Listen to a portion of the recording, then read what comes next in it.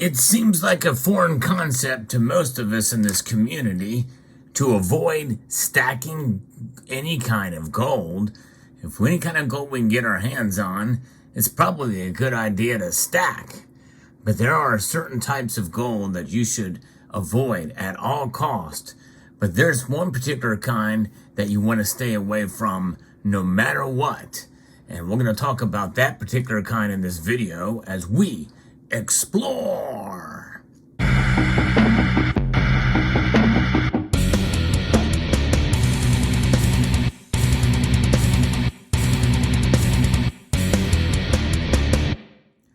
Gold, it comes in many different forms, and it also comes in different purities as well. In fact, I'll give you an example of a type of gold that I would avoid, not necessarily avoid like the plague, but I would definitely stay far away from it, because most of this type of gold, you're going to get barely spot price for it, even with these high premiums we're seeing as of late. A local coin shop I visit has acquired a 14 or 12 karat gold coin, and it is butt ugly. That is the first thing that is quite annoying about the piece, and they have it and they've not sold it at all. They go through gold fairly quickly. They rotate through different varieties of gold that you can buy, but that piece they still have. They're probably regretting buying it. It just is something that usually those lower purity gold coins are very, very difficult to liquidate for anywhere near spot. It's pretty much just melt gold like you would find in some 12 or 10 karat gold jewelry. I liken it to that. It's not the best thing really to stack for those liquidity purposes. However, what you see before you here is the most common type of gold that is highly recognizable, highly liquid in terms of selling it back to a reputable dealer, whether it be online or at your local coin shop. However, it is not so liquid that you could really use it as currency. In fact, for most purchases we make, it is highly impractical to take a 1 ounce gold coin to buy something with it, to transact with it. But that's really not what gold stacking is about, per se. Gold stacking is about having a store of value, a store of wealth in a very small space. But you're likely not going to take a 100-gram gold bar and make an even large purchase with it, like taking this to buy a car. Most people that are selling cars, for instance, used cars, are probably not going to even know or understand how this could be utilized in a transaction. But nonetheless, it's a good thing to have in form like this so that you can store a lot of wealth in a very, very small and tight space. That's how I see gold, and this is one reason why I have accumulated more gold as of late, for that very reason. But there's a particular style of gold that you should avoid, and and usually when you're stacking gold, this is one reason why people tend to go for the smaller sizes, even if they're paying a higher premium. And I don't have any real examples here to show you right now, but there's smaller versions of these types of coins, although there are no fractional buffaloes, but you can find smaller bars. I have a 50-gram version of that bar and the like, and it goes on down from there all the way to the smallest size, and that is a 1 gram bar. Now, the premiums on these things are absolutely insane. And this is a type of gold you want to kind of avoid, for sure. Avoid stacking this kind of gold. And one would think that, based off the title of this video, that this would be the answer. This would be the type of gold to avoid stacking. And it is. I would not stack this kind of gold. I have an example here that I got for, not a bad price above spot, all things considered, for what it is. 1 gram of gold. You can even buy coins that are 1 gram and even half-gram size coins. And, there are some collectible coins that are even smaller than that. I've covered that on this channel.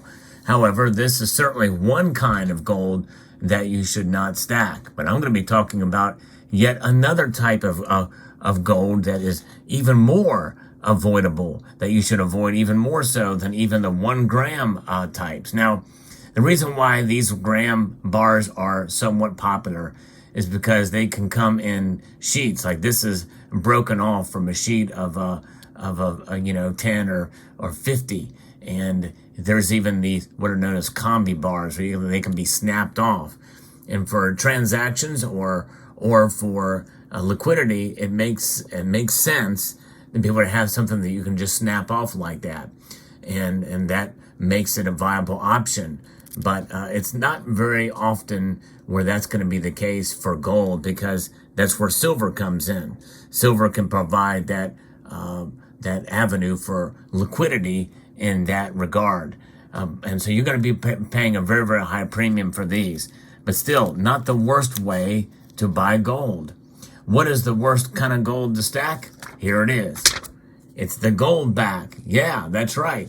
Now, for those of you who are familiar with my channel, you'll know that I am very much a fan of the Goldback. It is a beautiful Aurum note, and that is a foil note, or in this case, it has a polymer coating on it with a measured amount of gold in it. Now, technically, there's really no way to really prove that this is gold on the surface. There's really no way to test it, that it is gold. You kind of have to take their word for it. And but you can kind of tell by the quality of the material. Now, the Goldback is not the only Aurum note out there. There are other options, and they're very, very pricey.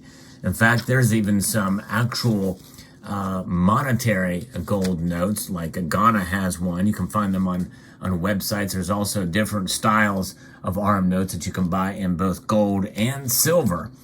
But it is a measured amount of gold, and we're taking their word for it based off of the security features and the manufacturer of the Goldback, that there is indeed, in this particular case, 1/1000th of a troy ounce of 24 karat gold.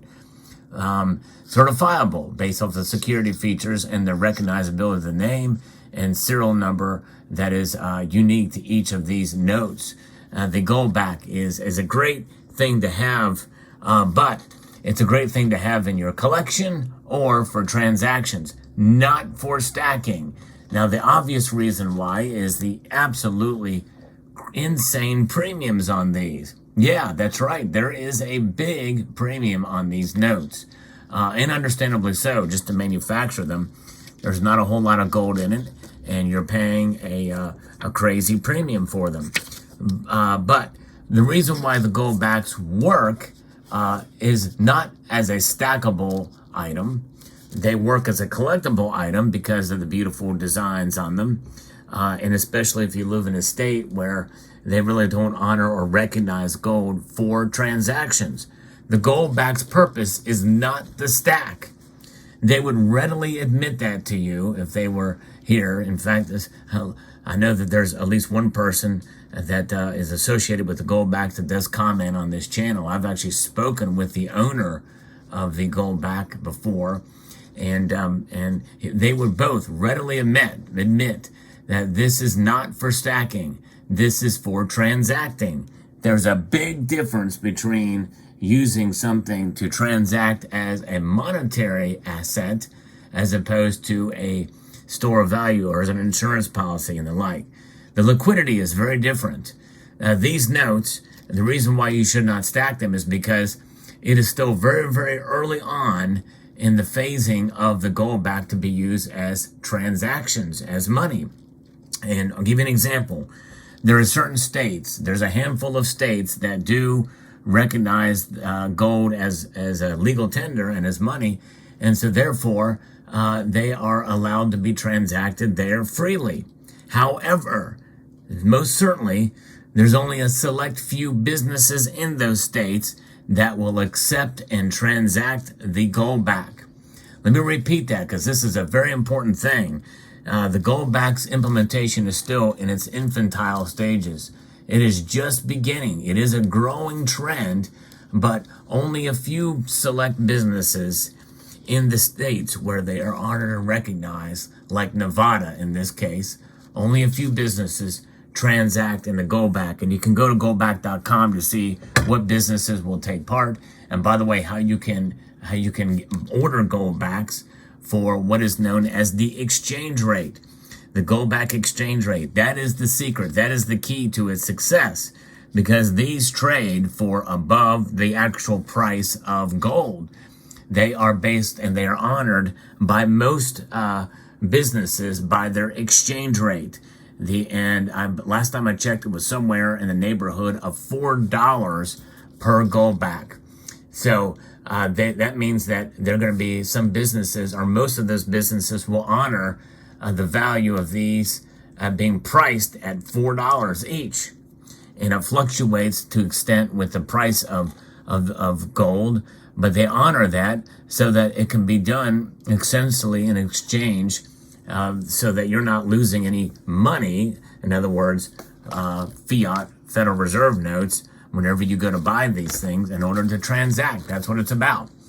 And what precipitated this video is that a commenter on one of my videos, a member of the community, said that he was giving some serious contemplation on stacking a whole bunch of these because he thinks that they're going to be utilized pretty much like cash.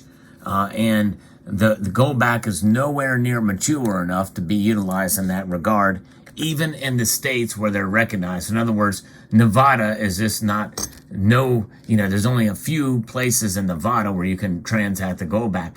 It's just not there yet. We don't know what the future of the goldback is, but it is growing and becoming more popular, but it's not to a point where they can be stacked yet. You can't melt these things down. Even the most highest denomination unit, it is very difficult to extract the gold from it.